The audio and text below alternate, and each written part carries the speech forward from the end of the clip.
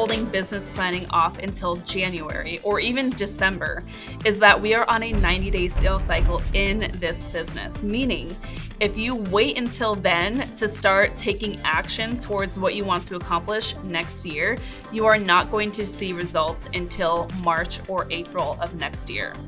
That's really scary, right? And this is actually something that I saw play out in my own business for a couple of years. We realized that there were a couple of years in a row where we didn't really have a lot going on in January and February, and then we would have a really busy late spring. And in understanding why that happened, we saw that we were just totally taking our foot off the pedal in November and December. And there's nothing wrong with taking rest and enjoying time with the families during the holiday season. Like, I, more than anyone, understand the importance of making memories during that time. But if you don't have a plan in place and you're not tracking the things that you need to be tracking and ensuring that the action is going to take you to your goals, then you are starting your year too late, and you are always going to be about 25 to 30% behind on your annual revenue goals. And so this brings in realtor number 2, the other kind of business planning that we like to do. We do strategic design-based business planning in September of each year. The reason for that is that we can start taking action by October to ensure that we are producing the results that we want to see starting January 1. If you want to make sure that you are getting paid every single month, you need to start 3 months before you start to see that come to fruition. I don't want you to hear that and feel discouraged from even beginning, because there is still a lot that you can do to make sure that you have a really strong end of 2023. If you are taking action, then overall you are increasing the chances that you will have a lot of closings between now and January 1st. But the time is going to pass by anyway, and by taking this time in September each year to do some really strategic business planning, you are ensuring that you are going to be successful starting right at the top.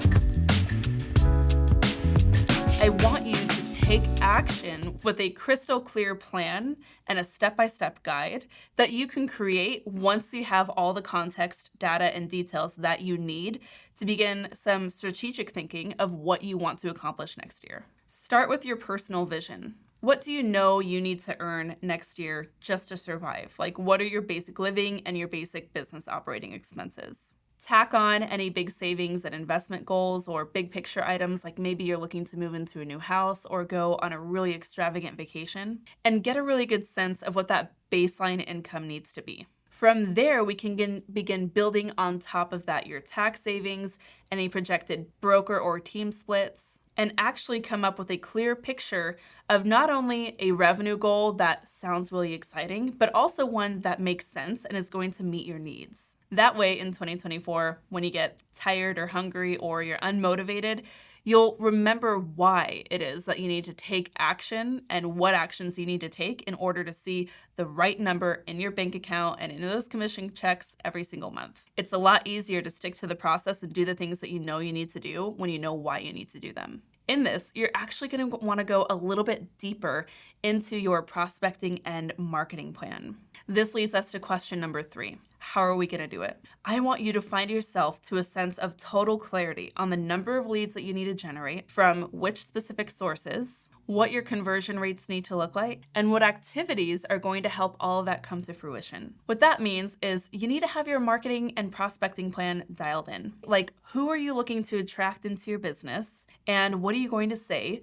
to make them come to you with arms wide open, ready to hire you as their realtor? What kind of follow-up plan and client journey do you need to be armed with to make sure that you can get them to the closing table? And how are you going to treat them right at the end and beyond that transaction so that you can continue to get referrals and repeat business from those similar ideal clients? This is going to require you to do a little bit of deep thinking work and some pretty in-depth strategic planning. And in fact, this is exactly what we work on in the Market Authority Academy. So if you're listening to this and you're like, you know what, I just want to skip through all that learning curve. I don't want to mess around with the DIY. I just want the exact plan to put in place so that I can have this too for my business. Then you need to book a call with me and my team. We need to have a conversation about how we can help you implement this with the tools and resources that we have in the Market Authority Academy. The details to book a one-on-one consultation with me and my team about the Market Authority Academy coaching program are below. Check that out in the show notes. But if you are doing this on the DIY approach, here's what you need to know. You need to have 1 or 2 ideal clients. You need to know how they are being impacted by where they are in the cycle of homeownership and where the market is going to be meeting them in that cycle. Meaning, if you're trying to work with first-time home buyers, how are they feeling right now in the state of the market with these super high interest rates? What challenges do they have and how are they going to overcome those? From answering those questions, you can build together a really comprehensive marketing plan that is going to distribute that brand story across the proper lead and marketing channels. That is the level of clarity that you need on the how are we going to do it question. If you can nail these 3 questions, what did we do this year? What do we want to do next year? And how are we going to do it? You, my friend, are going to have everything you need to succeed in 2024 and beyond. Basically, what we want to do is ask ourselves some specific questions. And this is a really important system and workflow for your real estate business so that you can have a pulse on what's happening. Because what happens is so often we begin going through the motions in our real estate business. We are so sucked into the day-to-day that we're not asking ourselves some high-level strategic questions that help us make better decisions on a daily basis. So we want to start by listing off last month's big wins. And this is really important because even if you didn't have a closing, even if you didn't generate the number of leads that you're hoping that you would, even if you had one of those sure thing clients change their mind and then go back on the fence, right, to push off their home purchase or sale for a couple of months, you still have things to celebrate. It's really important to look for those wins and celebrate it because that is how you're going to stay invigorated in this business. This is an isolating real estate business, right? Like it's an isolating journey that you are on.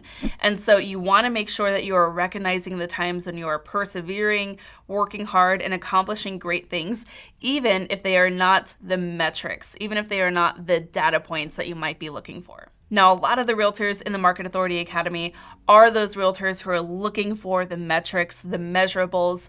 Here's the thing, we have to detach a little bit from that just to make sure that we are recognizing the other things that are really important, but a little bit harder to measure. That's why I love this planner because it is super measurable. So for example, maybe last month you had an intention to really stick and stay consistent to a marketing plan that you had planned for the month. And maybe you got 80% of that done. You followed through with 80% of the plan. That is still a huge win and something to celebrate. As we are looking and analyzing that list of big wins, I want you to ask yourself what worked. If there are any additional details that you kind of want to journal about or really think deeply about, this is a good time to do that. Sometimes when things are working really well in our favor, we don't necessarily pay attention to them, especially if you're really focused on inefficiencies. If you're really bothered by things being inefficient or when things break, you're going to notice those just naturally more than you are going to notice the things that are working really well. But by noticing the things that are working really well, you're going to be able to take lessons from that to apply to the things that do break in the future because things are going to continue to break in your business. That's just kind of how it is sometimes. Now, after we decide what worked well, we can then make some decisions on what will I do differently next month. This is where we're going to take that question of what happened this month and then turn it into action for what's going to happen next month. You might decide here, I'm going to stop doing as many open houses like I did last month because there's another lead source that's generating a lot of traction for me that I want to explore more deeply. Now, if your system and workflow for monitoring your metrics is really well dialed in, that becomes a very simple data-driven decision that you can make. But if you have no data to analyze and you kind of have no clue what happened in the last month because it's all a blur since you haven't been tracking anything, you got a couple of options here. You can either start tracking on a daily basis using a planner like this where we are leaving a lot of space to identify and track metrics on a daily and weekly basis. Or you can get a total business system like what we have in the Market Authority Academy, where we outline your entire business blueprint from A to Z, including the whole client journey from your lead generation to your client conversion, right? Getting them through the transaction to after the transaction, the post-close that results in more referrals and repeat business.